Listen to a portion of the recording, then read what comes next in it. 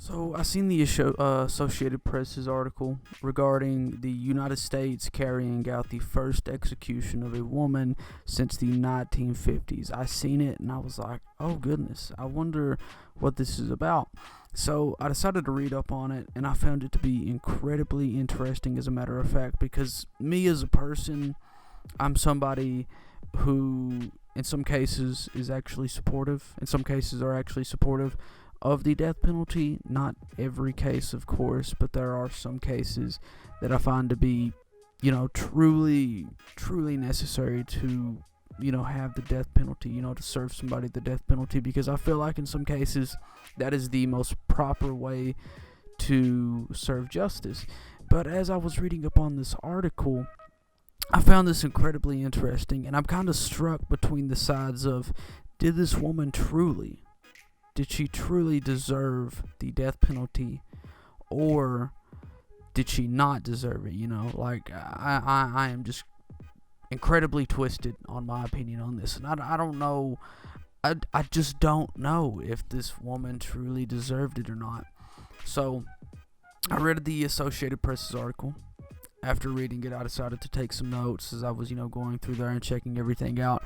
And it turns out that a Kansas woman by the name of Lisa Montgomery, who was 52 years old at the time of her death, she was pronounced dead at 1:31 a.m. January 13th of 2021.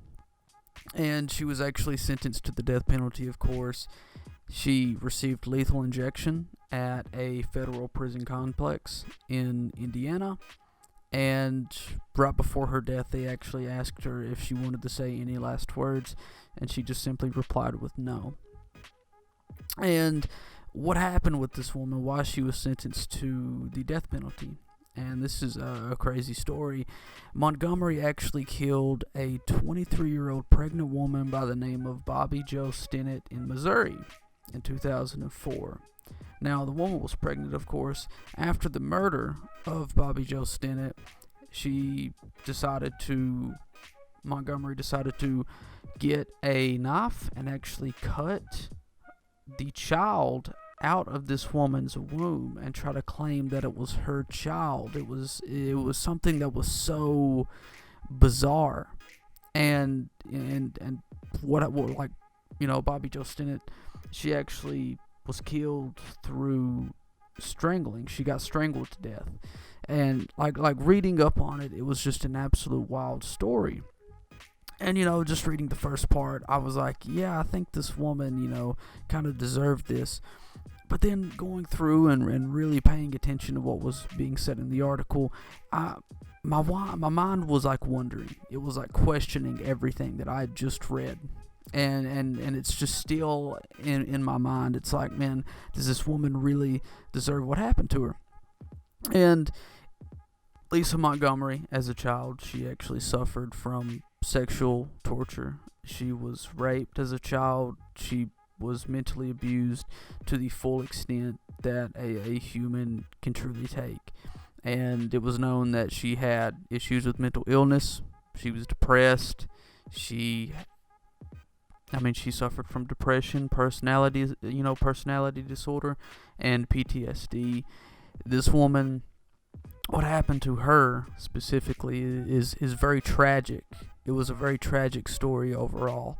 No child should have to be put through that. You know what I mean? Like, her as a child being abused like that is just an unforgivable act. And to think that she grew up and she had to deal with that mentally. I know that it would definitely affect anybody. Anybody. No matter who you are. If you was sexually abused like that as a child, it would affect you for a very, very long time. Now, Montgomery's attorney actually came out. Her name is Kelly Henry. She came out and she said the craven bloodlust of a failed administration was on full display tonight. I'm guessing she's referring to maybe the Donald Trump administration. I'm not sure, but she just said the failed administration. Everyone who participated in the execution of Lisa Montgomery should feel shame. The government stopped at nothing in its zeal to kill this damaged and delusional woman. Lisa Montgomery's execution was far from justice. And, still, like I said before, my mind is just stricken on whether or not this was true justice for this woman. Don't get me wrong, what she done was definitely wrong, but she was somebody who had experienced so much trauma. She suffered from PTSD. She suffered from mental illness. She was raped as a child. Like, Lord have mercy on this woman. It was so bad to the point that she would actually have hallucinations that made her believe that she actually spoke to God himself through a connect the dot puzzle, and seeing that in the article, just reading all through it, man, like it legit brought tears to my eyes. I didn't cry, but it actually did bring tears to my eyes because of just what this woman had to go through. And something that bothers me was prosecutors accused Montgomery of faking her mental illness. And Montgomery's attorney, of course, Kelly Henry, actually came out and she cited some information regarding tests that had actually been done, tests and brain scans that had actually been done on Lisa Montgomery to determine whether or not she actually had mental illness. And those scans full on supported that she actually had mental illness, that she suffered from mental illness. It's truly a tragic and heartbreaking story all around. And seeing that, it's just like, is that really justice, or is that really justice? What happened to this woman was truly, an awful act towards her childhood, and that's something that would, generally affect anybody. As a matter of fact, it would straight up affect anybody in a very, horrible way. And like, still, it's something that's just like going in repeat. It's like dwelling in my mind. I'm so stricken. I'm so like just torn on what the right choice here in this situation was. And upon reading this article, it actually got me curious about the previous execution of a United States woman on a federal level. And this goes all the way back to 1953. A 6-year-old by the name of Robert Cosgrove Greenlease Jr., I believe I pronounced it correctly. He was 6 years old from Kansas City, Missouri. He was kidnapped and murdered by a Smith & Wesson revolver. That is crazy. His father was actually a multi-millionaire at the time, and I believe that's why, the child was actually kidnapped. The kidnappers go by the name of Carl Hall and Bonnie Hetty. They requested payment from the father in exchange for the child, even though that they never had any intentions of actually, returning the child to the father. But I'm guessing that since they knew that he was a multi-millionaire, for his child, he would do anything. He would give up thousands upon thousands of dollars just to save his child. And, upon discovering the death of the child of, Robert himself, they were sentenced to death through a gas chamber in December of 1953. So, we think about it, that was over 60 years ago at this point. That was way before I was even born. That was before that both of my parents were even born. All the way back in 1953 was the last time that a woman was sentenced to death on a federal, level in the United States. That is crazy to think. And in that case, I believe that was, I feel like that was definitely justice served. That's just my opinion, though. But in this case, I'm just so torn. In the case of Lisa Montgomery and what happened with her, I'm so torn.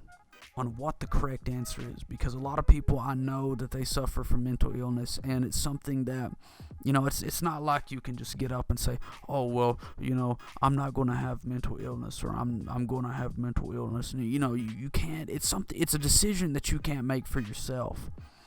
So it's questioning me, like whether or not this was the right move or not. I don't know. I'm incredibly torn on this. Some people are, against this, of course. Some people are, against the death penalty altogether. If I was to go over my opinion on the death penalty, I support it in some cases, but in some cases I find it to be truly unnecessary.